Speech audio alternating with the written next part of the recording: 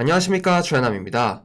오늘 심택이 3천억 원 규모의 30년 만기 영구 전환사채 발행을 추진한다는 보도가 나오면서 주가가 장중 한때 13% 가까이 급락했습니다. 갑자기 주가가 크게 빠지다 보니 주주분들도 이제 많이 걱정하셨을 것 같은데요. 그래서 오늘은 영구 전환사채가 도대체 무엇인지, 또 이번 이슈가 심택 주가에 어떤 영향을 줄 수 있는지를 이제 최대한 쉽게 설명해 보겠습니다. 또 참고로 심택이 어떤 회사인지, 또 어떤 성장 기대가 붙고 있는지는 이전 영상에서 자세히 다뤘으니 아직 안 보신 분들은 그 영상도 함께 참고해 보신다면 이해가 더욱 쉬울 것이라고 생각합니다. 먼저 사채란 무엇인지 간단히 살펴보겠습니다. 이 회사도 사업을 하다 보면 돈이 필요합니다. 이때 투자자에게 돈을 빌리고 발행하는 채권을 회사채, 즉 사채라고 부릅니다. 이번 심택 보도에서 나온 건 이 수많은 사채의 종류들 중에서도 전환사채입니다. 이 전환사채는 기본적으로 회사에 돈을 빌려주고 이자를 받는 채권입니다. 하지만 기존 채권과 다르게 한 가지 다른 점이 있습니다. 그것은 바로 투자자가 원하면 나중에 이 채권을 회사 주식으로 변경할 수 있다는 점입니다. 그래서 주가가 많이 오르면 주식으로 전환할 수 있고, 또 그렇지 않으면 기존 채권으로 보유하면서 이자를 받을 수 있습니다. 회사 입장에서는 투자자에게 이러한 전환 권리를 주는 대신 비교적 낮은 금리로 돈을 조달할 수 있다는 장점이 있습니다. 하지만 주식으로 전환이 되게 되면 새로운 주식이 생기기 때문에 기존 주주의 지분이 희석될 수 있습니다. 그래서 전환사채는 이 발행 자체보다 어떤 조건으로 발행하는지, 그리고 그 돈을 어디에 사용하는지가 더 중요합니다. 또한 이제 영구 전환사채가 무엇인지 간단히 살펴보겠습니다. 이 30년 만기 전환사채를 보통 영구 전환사채라고 부릅니다. 보통 전환사채는 만기가 3년에서 4년 정도가 됩니다. 하지만 30년처럼 만기가 아주 긴 전환사채를 이제 영구 사채라고 부릅니다. 이것을 발행하는 이유 중 하나는 부채 부담을 줄여 보이게 할 수 있기 때문입니다. 이 일반 사채 같은 경우는 이제 회사의 빚, 즉 부채로 잡히게 됩니다. 하지만 이 영구 전환사채는 조건에 따라 일부를 자본으로 인정받을 수 있습니다. 그래서 회사는 돈을 조달하면서도 부채 비율이 크게 올라가는 부담을 줄일 수 있습니다. 다만 나중에는 주식으로 전환되면 이제 주식 수가 증가할 수 있기 때문에 기존 주주 입장에서는 전환 조건을 확인해야 합니다. 또한 심택은 이전에도 이 전환 청구권, 이 전환사채를 발행한 적이 있습니다. 24년에는 이제 1,000억 규모의 전환사채를 발행했고, 이건 이미 전액 주식으로 전환되어 잔여 물량은 없습니다. 또 가장 최근에는 25년 6월에 이제 500억 규모의 영구 전환사채를 발행했습니다. 또한 이 지금 화면은 8월 11일에 나온 전환청구권 행사 공시입니다.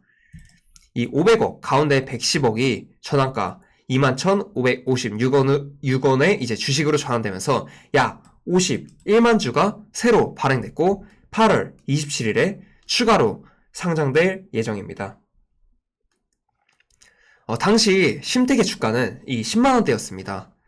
이 전환가가 21,000원이기 때문에 현재 종가 기준 가격과 약 5배 정도 차이가 나게 됩니다. 이제 기존 사채 투자자 입장에서는 주식으로 바꾸지 않을 이유가 없었던 겁니다.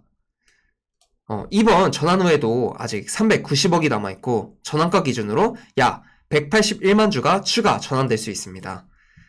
다만 이 중에 76만 5천 주는 이제 최대 주주인 심택홀딩스 보유분이기 때문에 전환되더라도 바로 시장에 매도되진 않습니다. 그런데 8월 21일 방금 새로운 뉴스 기사가 나왔습니다. 심택이 3천억 규모의 영구 전환사채를 발행을 추진하고 있다는 내용이었습니다. 3천억이면 적은 금액은 아니기 때문에 이 보도가 나오면서 장중 주가에도 영향을 줬습니다. 다만 저희는 여기서 구분해 봐야 할 것이 있습니다. 이건 회사가 공식적으로 발표한 것이 아니라 언론 보도이기 때문입니다. 아직 3천억의 전환사채를 발행하겠습니다 라는 공식 보도가 나오지 않았기 때문에 지금 단기에서는 이런 자금 조달을 검토할 수도 있겠구나 라는 정도로 보시는 게 맞습니다. 또한 이 기사만 보고 벌써 크게 걱정할 단계는 아니라고 판단됩니다. 또한 이 표는 3천억 규모의 이제 전환사채가 실제로 발행되었다고 가정했을 때 전환 가격에 따라 새로 생길 수 있는 주익수가 얼마나 달라지는지를 보여주는 것입니다. 이 방금 설명드렸다시피 전환사채는 나중에 주식으로 바꿀 수 있습니다. 그런데 몇 주로 바뀌는지는 이 전환가가 얼마냐에 따라 달라지게 됩니다. 이 보시면 전환가가 이제 11만 5천 원이면 약 261만 주, 10만 원이면 300만 주, 8만 원이면 375만 주까지 증가하게 됩니다. 즉 전환가가 높을수록 새로 생기는 주식은 적고 전환가가 낮을수록 많아집니다. 그만큼 기존 주주 입장에서는 희석 부담도 커질 수 있는 구조입니다.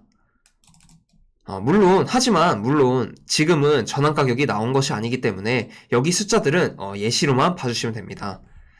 저도 이후 추가 보도나 공시가 나오면 계속 팔로우업 하겠지만 여러분들도 앞으로 어떤 부분을 확인해야 하는지 기준을 하나 잡아두시면 좋습니다. 가장 먼저 볼 것은 이 전환 가격이 얼마인지입니다. 그리고 리픽싱 조건이 있어서 전환가가 더 내려갈 수 있는지입니다. 쉽게 말하면 앞으로는 얼마의 주식으로 바뀌는가, 그 가격에서 더 내려갈 수 있는가, 이 두 가지를 같이 보시면 됩니다. 그럼 금일 실적 악화 공시도 없었는데 주가는 왜 하락했을까요? 크게 두 가지입니다. 첫 번째는 주식 희석 우려입니다. 이 전환사채가 주식으로 전환되면 주식수가 증가할 수 있고 그러면 기존 주주 입장에서는 내 지분 가치가 희석될 수 있습니다. 둘째는 오버행 우려입니다. 이 오버행이란 이제 아직 시장에 나오진 않았지만 앞으로 이제 나올 수 있는 주식 물량이 많다는 물량 부담입니다. 즉 이번 주가 하락은 실적이나 업황이 갑자기 나빠졌다기보다는 앞으로 주식수가 많이 증가하고 시장이 풀릴 수 있다는 걱정이 먼저 반영된 것으로 보시면 되겠습니다. 그래서 제 의견은 간단합니다. 이번 하락은 심택의 실적이나 업황이 나빠져서 나온 하락이 아닙니다.